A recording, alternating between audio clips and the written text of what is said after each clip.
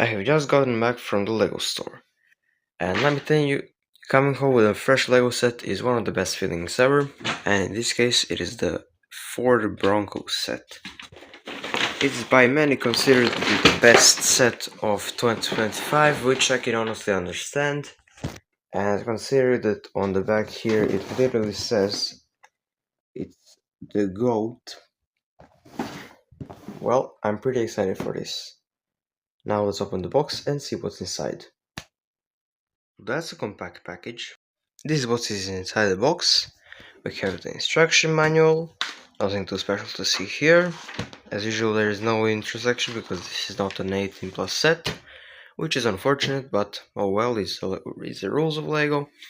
Then there is the sticker sheet, again pretty small, the stickers are alright. I will not comment on their quality because I will most likely not use all of them. Only the ones that go on system bricks, because those are the ones that I don't really use in my models, and I'm focused on the reusability of parts. There's this unnumbered bag with the frame and these cool new tires, which are the same as ones on the Audi RSQ e-tron set that we got 2 years before. Then there's 1, 2, 3, 4, 5, 6, 7. Oops. 7 number bags for the 7 build phases.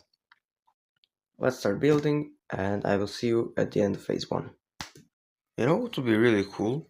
If we had the bumper over here, and we had a function where you could just fire these missiles with flicking them. That would be pretty cool. Imagine an artillery bronco. But yeah, we're almost at the end of phase 1. See you there. Phase 1 and then ends at step 22, and this is how far we have progressed so far. Yeah, this is just one phase. Only this is one whole phase, which is getting a little bit ridiculous in my opinion. A bigger set like the G500, which I have built myself, had 22 phases. 22! That's a little bit too much in my opinion.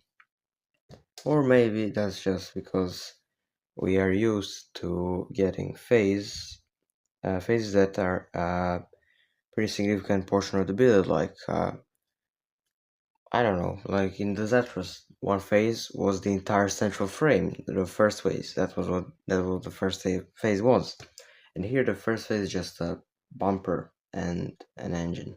So yeah, I don't know what to say about this. And a little bit to a weird thing that I noticed was that these big paper bags are made of full paper, and these small ones are still made of plastic. I think they're trying to sort of get rid of all the material they use for the plastic bags, so they use it in the internal ones only.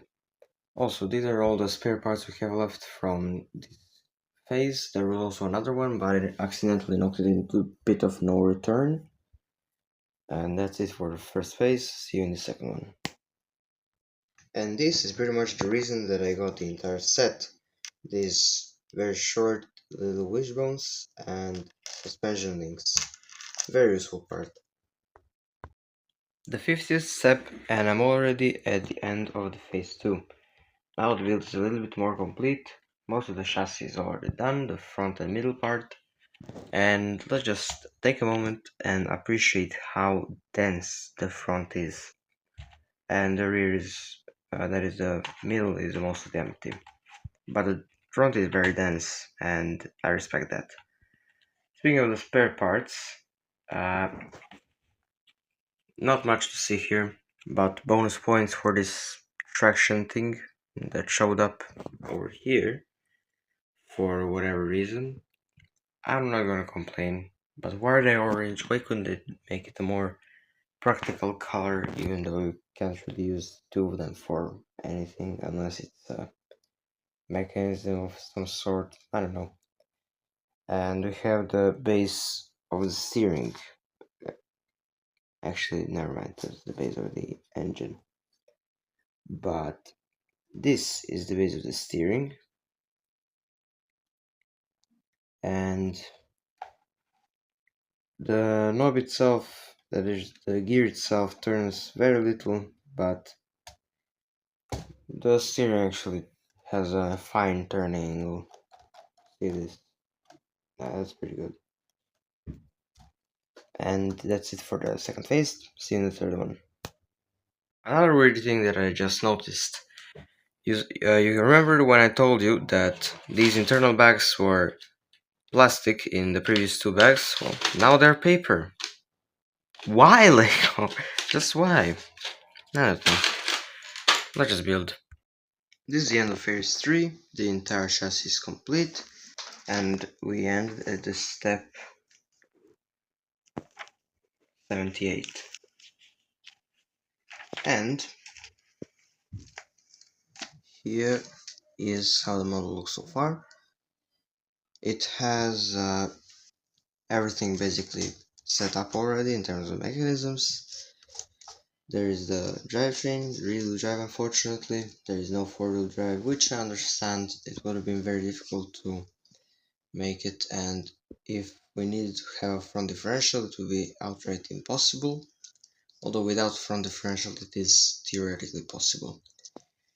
And there is also the suspension. In the front it's an independent suspension, in the rear it's a pendular suspension and another unfortunately not very realistic setup, but it's there for a reason, because I guess the space would have just not allowed a regular live axle. Now let's begin doing phase 4. Oh, and here's another pretty useful part that is partially the reason why I bought this set.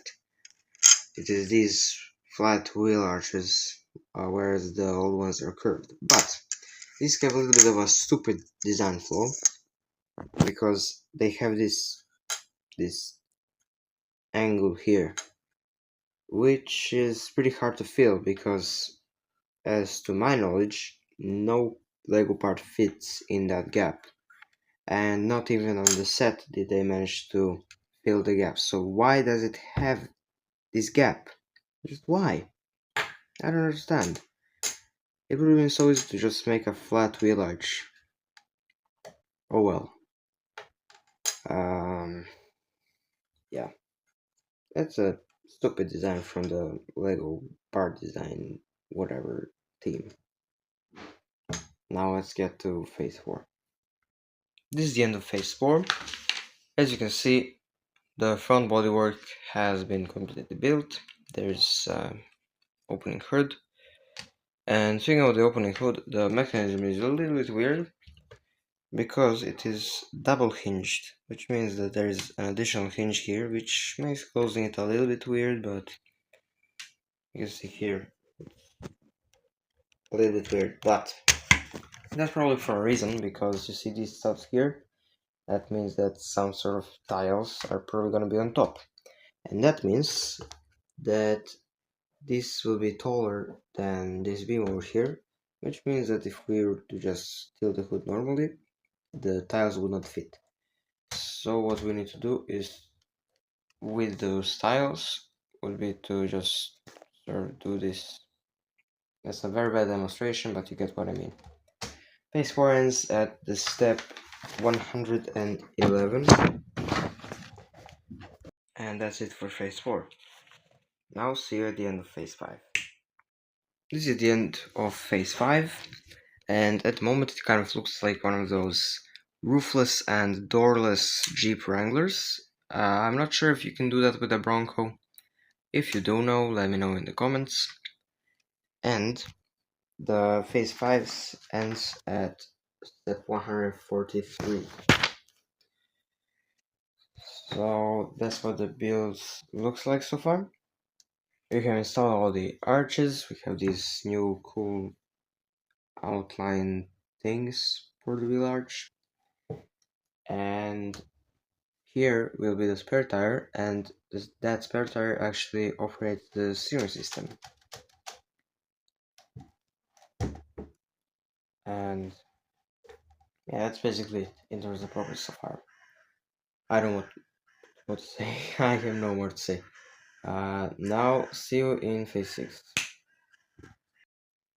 This is the end of phase 6. We only have one phase remaining, and there we will have the doors and wheels and also the roof rack and whatnot.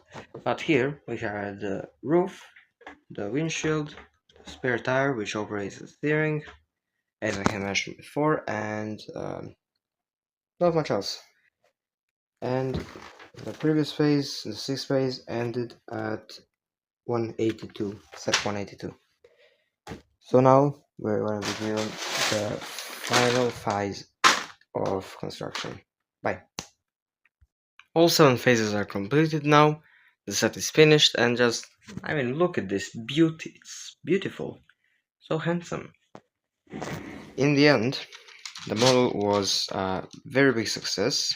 It's a great starter pack considering that it has suspension pieces, it has these nice and exclusive gears, it has differentials, it has these cool new tires, 5 of them, and it also has these nice red panels with weird new flat arches that still have this little annoying thing, the annoying angle for some reason.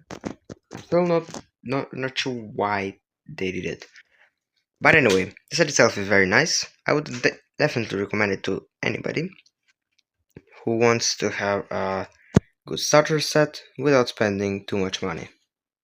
Considering the set costs about $60 in the $65 and €60 actually in the official LEGO stores, and you can probably get it for even less at some third-party retailers. And the fact that you can steer the model by the spare wheel is very cool, although it can sometimes create a little bit of a problem when going over like rough terrain because you push from the back and not from the roof, so the front wheels sometimes get caught on. And speaking of front wheels getting caught onto stuff, I have a little bit of an issue with it. So when the model is steering and the suspension is slightly compressed, the wheels hit the wheel arches, and it's a little bit annoying. I did not expect this. Maybe I didn't build it correctly. I'm gonna let you have a look at the front axle to let me know if you notice anything being off. And if I didn't build it correctly, then Lego is not at fault at all. But if I did, then I did not expect this from you, Lego. I really didn't. The rear suspension is pendular, which is not realistic, but considering that the set's predecessor, the Jeep Wrangler, had pendular suspension on both axles and didn't even have a drivetrain, I think this is a big improvement, and you should definitely get the set. Okay, that's it, bye.